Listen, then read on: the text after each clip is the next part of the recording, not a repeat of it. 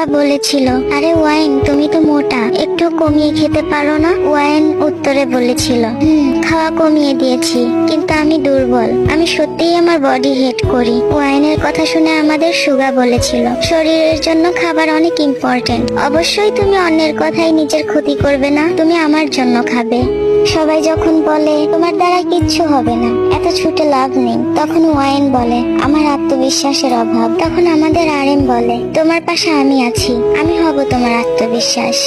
সবাই বলে তুমি এই স্বপ্নের পিছনে শুধুই তোমার সময় নষ্ট করছো। তখন ওয়াইন বলে আমি ছেড়ে দিতে চাই আমার ইমোশন, আমার স্বপ্নটাকে। তখন জিমিন বলে প্লিজ তোমার স্বপ্নটাকে তুমি ছেড়ে দিও না, এটার উপর তোমার ভবিষ্যৎ নির্ভর করে, তুমি আমার জন্য স্বপ্নটা পূরণ করো।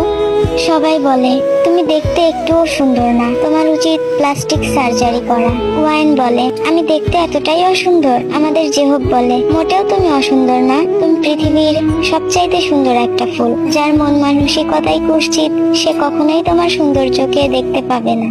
সবাই বলে তুমি কিছু মনে করো না, তোমাকে হাসলে ভালো দেখায় না। ওয়াইন বলে আমি দেখতে অসুন্দর, এমনকি আমার হাসিও অসুন্দর, তাই তো আমি মাঝে মাঝে হাসতেই ভুলে যাই। আমাদের কিমতেম ভি সে বলে তুমি অনেক সুন্দর, প্লিজ তুমি কথা দাও আমার জন্য হাসবে।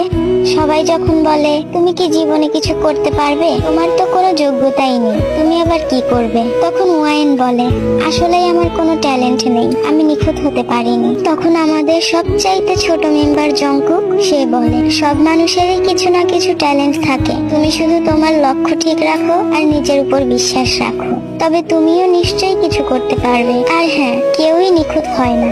সবাই যখন বলেছিল তোমাকে তো কেউ ভালোবাসে না, হয়তো তুমি দেখতে সুন্দর না তাই, তখন ওয়াইন মন খারাপ করে বলেছিল আমিও জানি আমাকে কেউ ভালোবাসে না। তখন আমাদের জিন বলে তুমি যেমনই হও না কেন তোমার নিজেকে ভালোবাসা উচিত, আর কেউ না ভালোবাসলেও আমি তোমাকে